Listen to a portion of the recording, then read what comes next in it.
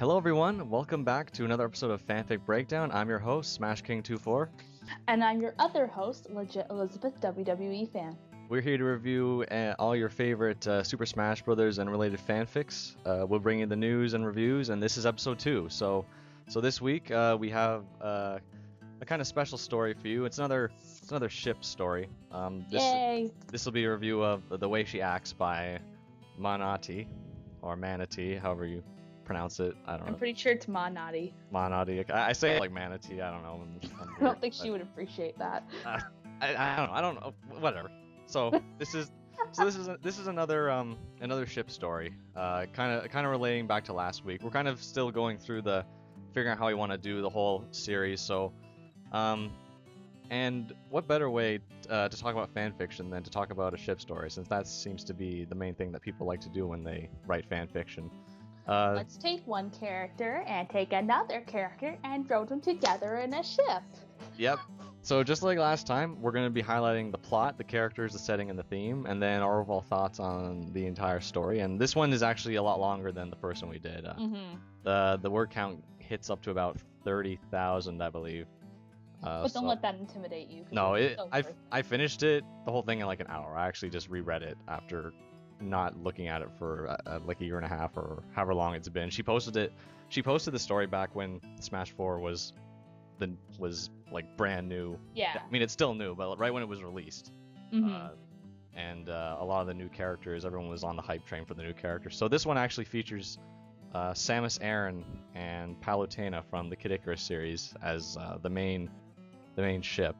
So I can go over the plot right now. So I have just a little summary here. Yeah. So the story goes, Samus Aran has a small crush on Palutena that grows exponentially after she sees one of her signature taunts. If you played Smash 4, you know exactly which one it is. Yeah. The two form a relationship from this soon after, while their friends have mixed opinions on the situation entirely. Meanwhile, Lucina slowly comes to terms with same-sex relationships and finds herself learning a lesson in life from Princess Peach. So that's the gist of the plot. I actually, after rereading it, I kind of noticed that I thought there was a lot more going on in this story. Like when I remembering it, I'm like, but now that I'm reading again, I'm like, really not really all that much happened. There's more just like a bunch of back and forth between Samus and Palutena, and then Lucina coming to terms with what she believes is true or not with relationships and stuff. But Ma, I find, is very good at writing like characters, even if they're not perfectly in character, like compared to what people want to see, and like how they are in canon. Yeah. Like they're very, like with the plot. I know this is kind of going off topic, but with the plot, like she really knows how to make them fit, if that makes any sense whatsoever. She definitely is well versed when it comes to the Nintendo franchises, especially like the mainstay ones. I'm surprised anyone still writes about characters from Metroid. I mean, besides Samus, like not a lot of people know too much about her backstory, and they kind of just stick her in the whole she's cold-blooded, don't talk to her kind of person. I don't even know. And also she's super sexy because, you know, the Zero Suit. Yeah, I honestly don't even know what her personality is supposed to be, because I have never played Other M, which is, I'm pretty sure, is the only game where they actually explore her canon personality, but not a lot of people even like that game to begin with. Yeah.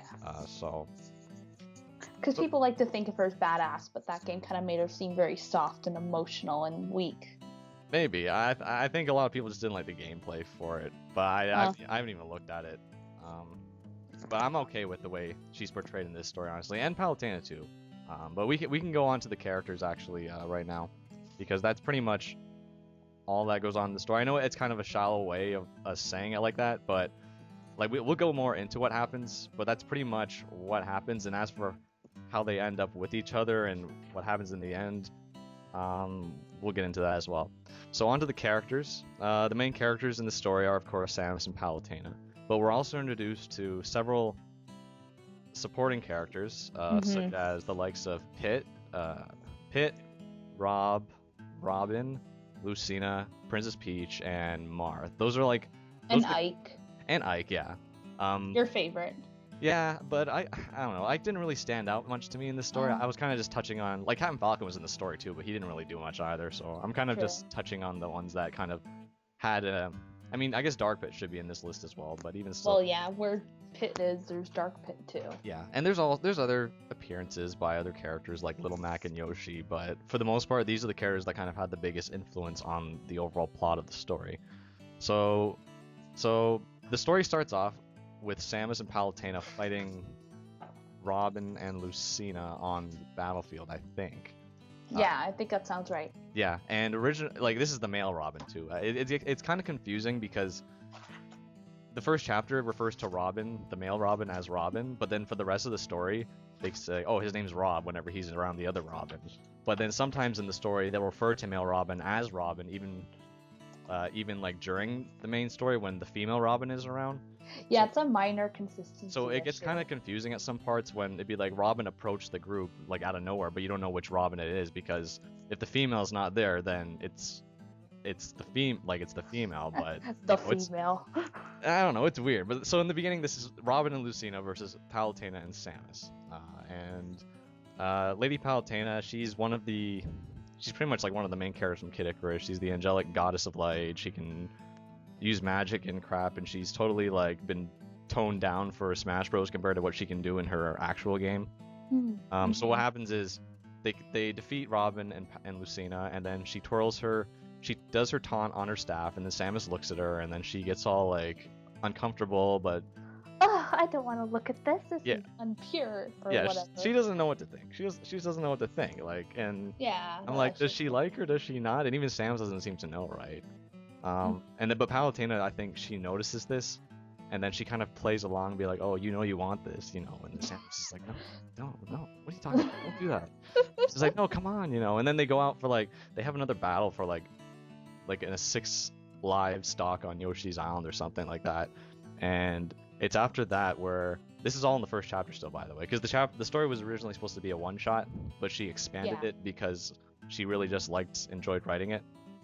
And then they end up kissing on the stage because Samus basically tells Palutena, like, why are you doing this to me? And she's like, because you want it. And then they just end up kissing. And while this is going on, Rob and Lucina are actually witnessing this whole thing from another room, because there's this other room called like the recording room or whatever, where they can kind of rewatch their matches that they were doing during the tournament. Yeah. And they can review it and whatever. So they just happened to be watching at the time when Palutena and Samus were kissing. So they're just like, oh my god, like what the kissing?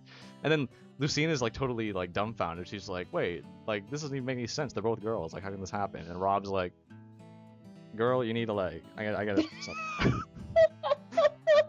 Darkfit's standing there too, and he's like, you guys are just dumb. So. You mean you expected him to say something else? I don't know. Like it's actually kind of funny what happens. I like the way Lucina's written in the story. Yeah.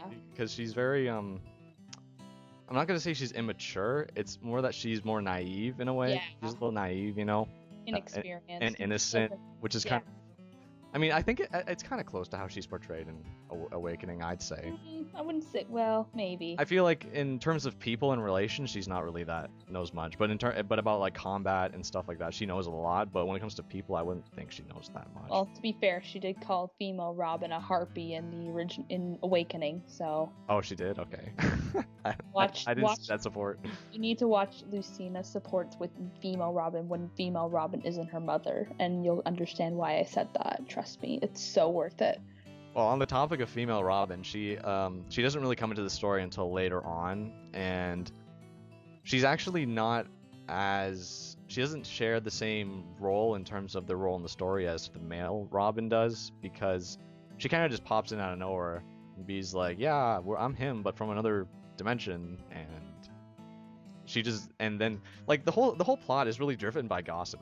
That's one thing I realized from after. Yeah. And it's like people like hear things like she likes him or they kissed or whatever, and then they tell other people, and then just like, oh no, my god, no, they didn't. Like it's really like the whole story, the plot is driven by gossip. I realize this, and I'm just like, wow, it's like a high school in this. It really is. It's like a high school, but with adults. Yeah. I don't know. I think it's kind of funny. It kind of suits the Smash, like the universe in a way, because it's supposed to be like crazy and not really make sense. So it's kind of funny. So we got Pitt, who is Palutena's loyal subject, and Oh, Pitt.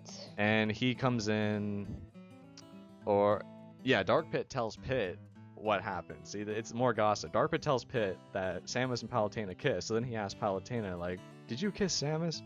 And then she's like, "Where'd you hear that from?" He's like, "Well, Dark Pit told me, you know." And she's like, "Well, yeah, I did, because I care about her." And then he's like, "Oh, okay, that's fine." So it's like, wow, okay, sure. He is so loyal to her in and out of Kid Icarus. It's not even funny. It's like actually sickening. I like it when she treats him like a baby, but that's Palutena I like. I like it when she's like abusive, but in a passive aggressive way. She's like, go play in the corner, Pit. Go play in the corner. Oh my god. I don't know. That's the way I write them usually. But oh man. And then we got the last two characters I mentioned. Well, I mean they're so we got Peach, Marth, and Ike, and Princess Peach comes in a few chapters in as well. She's probably the most OOC character in the story, but not in a bad way. Mm-hmm. It's in a way that's like it works. It works. It's weird. She appears much more intelligent than she normally is portrayed in the Mario games. Well, yeah, because she's getting kidnapped in the Mario games. Yeah. I kind of like I like the way Monadi writes Peach in her stories, because she always seems like she's trying to gather information by talking to people. It's like she's trying to learn things whenever she talks to people. Yeah, she wants to know everyone's life. She wants to be the therapist. Yeah, she's just the girl that wants to know. But she does it in a way where she comes off as not really wanting to know, but she kind of works her way in just by saying things or asking questions to be like, okay, I see. Yeah. Her name it's not Dr. Phil, it's Dr. Peach. Dr. Peach. I wish. Oh man. I mean, we do have a Dr. Mario in the house. Well, yeah, but it's not the same. Yeah. And then we got Marth and Ike, and Marth in this story is also kind of OOC. He's an asshole. He's kind of a jerk. Yeah, I mean... Jerk is a nice way of putting it. He's like... There's a part of the story where when he finds out about Palutena and Samus's relationship, he goes like, what the heck? Like, that's not right. Like, what are they doing? It's like, if my family did that, you know, they'd be like, that would be terrible, you know? And it's like, don't expose Lucina to that kind of thing. And then Peach hears this, and she's all just like, you know, wow, like, you're an ass. Yay, go Peach. So I'm just like, no, like, why is Marth so mean? But, I mean, I guess it kind of makes sense in the context of Fire Emblem, because they're all about, especially since Marth is a prince, I feel like if you're in the royal family, you're kind of forced to believe a certain way. I think it's kind of the reason why Lucina is that way she is in this story as well. Mm-hmm. It's kind of my take. I mean, I don't think it's really a bad thing. It's just, it makes sense why he would think that for me. Yeah, and on a if not darker subject, but like a deeper subject, it's a lot of social commentary in a way that, like, there's people, unfortunately, that think the same way that he does. Yeah. And I mean, at least he didn't try to do anything by force. He just kind of just like stuck his tongue out and was like, nah, no, keep that away from me. No, I don't want it. Yeah, if like, it had at least he didn't try. He didn't do anything forceful. I mean, that's okay, honestly. Yeah, probably because he's scared of Samus and what she can do to him with that stupid gun and everything. I'd actually be more scared of Palutena than Samus. Well, okay, both of them. Yeah. And then we got Ike, he's probably the least influential of all the characters we mentioned. He's kind of he joins Lucina in a battle. Like more than halfway through the story, and he kind of like tries to talk a little more sense into Marth, and that's about it. And he's also gay in this story, which I actually think that's canon from his game. I don't think so. Because I've heard. Okay, well I've got a friend I've argued with this with a friend of mine, and because I'm an Ike main in Smash, and I've been a main since the Brawl days, like 2008. So 8 years now, and this is like last year, and he tells me, he's like, oh yeah, Ike's gay, did you know that? And I'm just like, what? No he's not. And he's like, yeah, look at the supports. And then I looked at the supports, and I'm just like, oh, okay, maybe. There's a support with him and like Soren or something where it alludes to him being gay, but I don't know. I honestly don't know if it's true or not, but whatever. I disagree. I could see him being gay, honestly, but I don't know. Yeah, no. Like nothing, like I don't know. There's no rules in Smash Bros. That's really the bottom line. Pit's gay in this story as well. Okay, like. Yeah. And yeah, and so is Palutena and Samus. So like, yeah, there's no rules. There's literally no rules. I mean, I guess there's no rules in fan fiction either, but that's okay. Yeah. That's kind of the reason why we're reading this story, and it's honestly, it's interesting seeing the characters interact with each other, when they learn certain things about what's going on. I mean, like, when Lucina learns about Samus and Palutena's relationship, she's kind of in denial. Yeah. She's like, no, this can't happen. It reminds me of that scene from Madoka Magica where, I forget her name, with the green hair. She's like, girls can't love girls, and then she runs away. I have no idea what you're talking about, but it's some anime. Oh. And then when Peach sees this, she's like, oh, well, I wanna try to teach Lucina a lesson. So she kind of like pulls Lucina to the side and invites her to a cup of tea and tries to educate her on the subject. Little does Lucina know that Peach is actually on the prowl. Yeah. There's a lot of like underlying like ships in the story. It's not a story just about Palutena and Samus. You've got Palutena and Samus, you've got Peach and Lucina, and then you've got the Robins, but the Robins are also after Lucina, but we don't even know that until like later on in the story. So that one kind of came out of nowhere, actually. I like that angle. I really did. Yeah? Yeah, I liked it. Maybe it's because I'm a huge Lucina fan, but I really enjoyed it. Yeah. I mean, Captain Falcon was also in the story, and I think it was kind of funny because, I mean, the Smash fan always writes Captain Falcon as either a jerk or a guy that just wants to get the girls.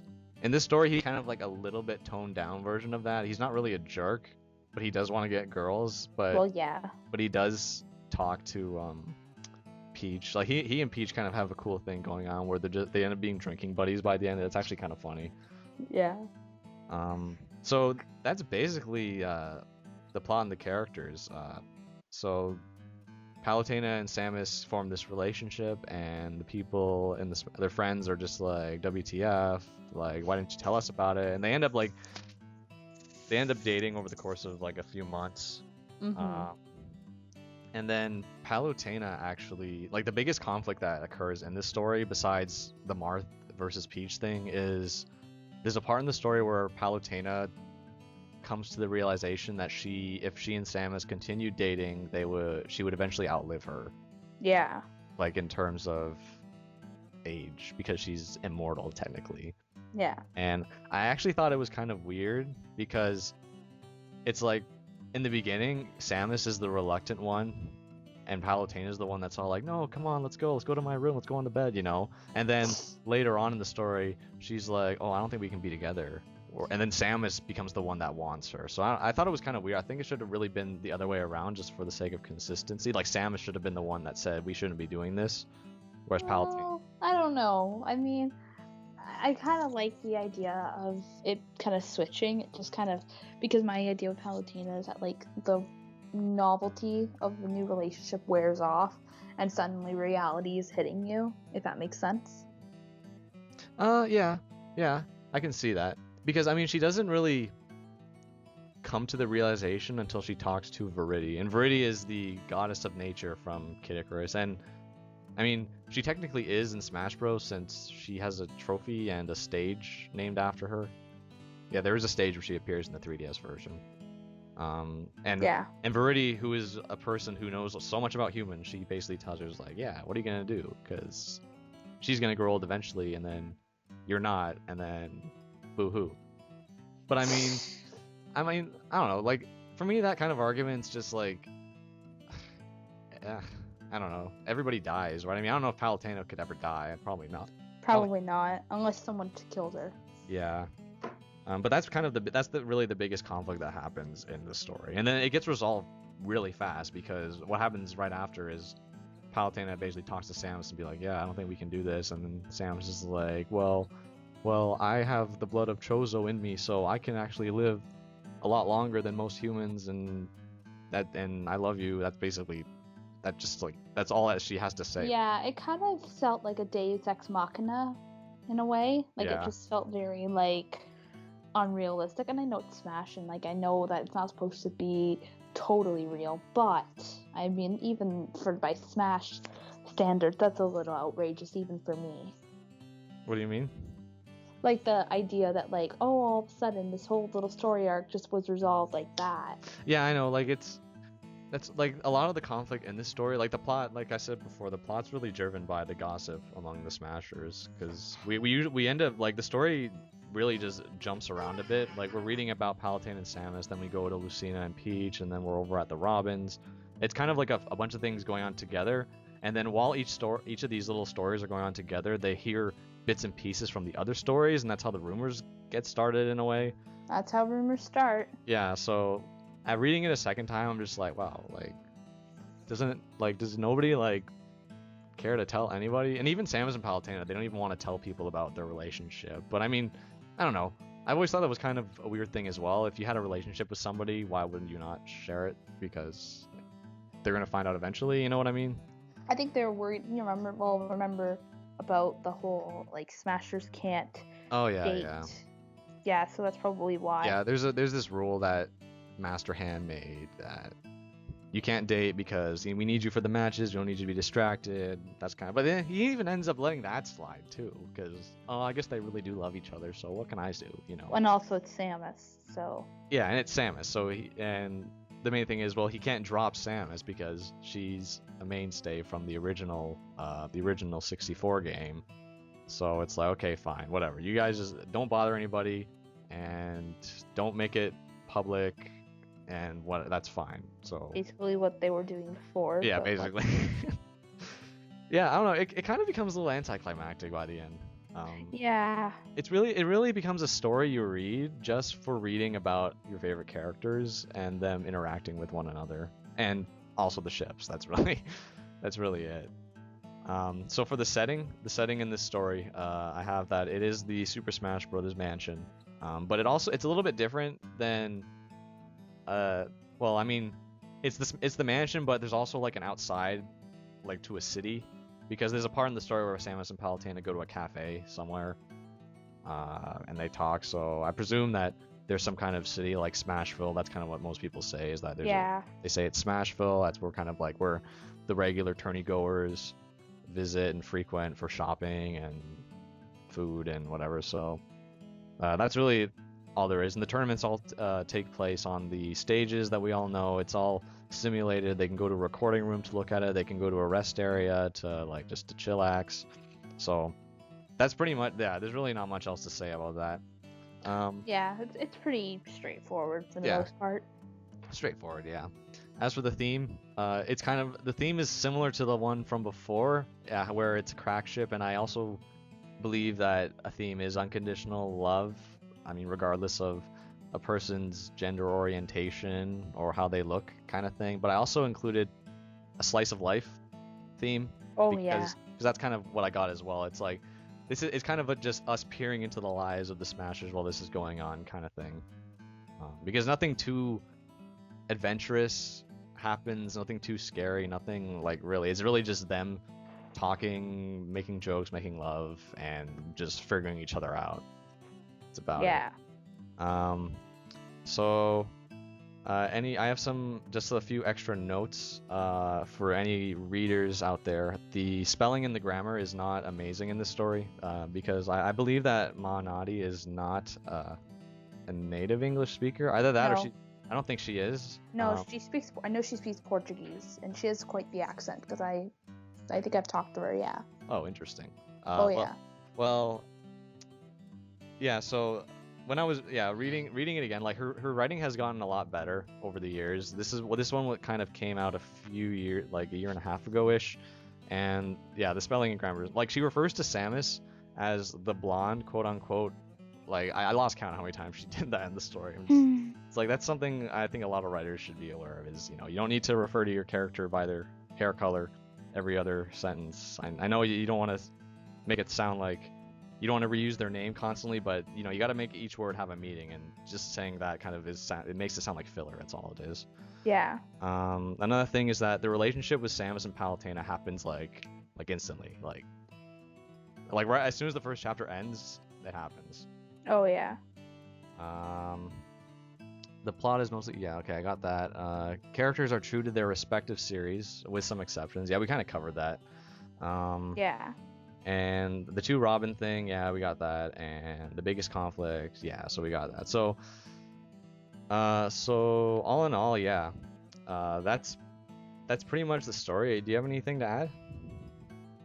I can't really think of anything other than the fact that this was my first Ma Natty fic that I read from her. Oh, really? And it was my first before her most popular one. It was my first in a long time too, actually, before, because I read some of her stories years ago, but this was like the first one she posted in a long time, so. Yeah, see, I didn't have that luxury because I didn't know her back then. Right. But I really enjoyed it. A very good job. Like, yeah, it's not perfect, but then again, 1, what fic is, and 2, despite it not being perfect, it's still fucking amazing, in my opinion. Oh no, it's still a good story. I think it's a good story. It's just a little weak in some aspects. Like I think the plot, looking at it again, is not really too great. The spelling grammar could be better. But I think because it started as a one-shot, like, that's the thing too. Sense. Yeah, like it did start as a one-shot. I thought about just reading the beginning and then that was it, but I'm like, no, I gotta read. We're doing the whole story. I'm gonna read the whole story. Yeah, don't be lazy. Don't be a lazy prick. Yeah, I know. So, what was I gonna say? Reading over the subsequent chapters, I can kind of see like where she was going with it, and I'm actually impressed that she was able to make an actual story out of the one shot. I think that was kind of cool. Yeah. And it's even more amazing to me how she basically took a taunt from Smash Bros and made a story about the taunt. Yeah. Just like, it's like if someone took Kirby's High and then made a story about that. Okay, now I want to see that. I've yet to see that. Yeah, that'd be interesting actually. Someone needs to make a story about the origins of Super Smash Bros character taunts and how they make them. That'd be kind of cool. You should do that. You'd be really good at that. Oh, maybe, yeah. Okay, so overall, I definitely give this story 2 thumbs up. Definitely worth a read if you're into any of the characters we mentioned, or even into just like ships like this. Stuff related to. I want to say if you're into like same-sex pairings, but the pairings are kind of like spread out in this story, because we've got Samus and Palutena, then we've got Lucina and Robin, then we got Lucina and Peach. So it's kind of like a free-for-all in a way. So I guess if you're just into ships at all, like if you're into the characters and the ships, then definitely check this one out. I feel like this story, like you can finish it in an hour easily. I kind of took my time going through it, but I remembered a lot of it after reading it the first time, and it actually did bring back quite a lot of good memories. Because the game was brand new at the time, right? So whenever she made a reference to the game, I was like, oh, I've seen that. Like, I've seen the Reset Bomb Forest, you know? It's like, I played that. So yeah, it's pretty cool, and the story is done, and it's not a long read at all. No. So okay, so I think that about wraps it up. Oh yeah. Okay, so thanks for watching, everyone. If you liked our channel, then please feel free to, or if you liked our video, I should say, please feel free to leave a comment, leave a suggestion on what we could improve the quality a lot better this time. I know people mentioned that we had the 2-way speaker thing going. So hopefully that's fixed now. Yes, please like and subscribe. Like and subscribe. Come check out some more stories on one of our accounts if you want, or whenever one of the stories in the archive. If you have a suggestion, go on ahead and let us know. Even follow us on Twitter, because we both are on Twitter. Yeah, we're both on Twitter as well. I don't really do too much Twitter posting though. I've kind of stopped after I stopped posting my stories on there. I kind of just post pictures every now and then. That's about it. Yeah, I'm the opposite. I mostly post my stuff on there. Okay. I'm very selfish. That's okay. All right, so I guess that's the end of the video. So without further ado, I'd say that we're about done. This is Smash King 24. And Legit Elizabeth, WWE fan. Signing off. Happy smashing.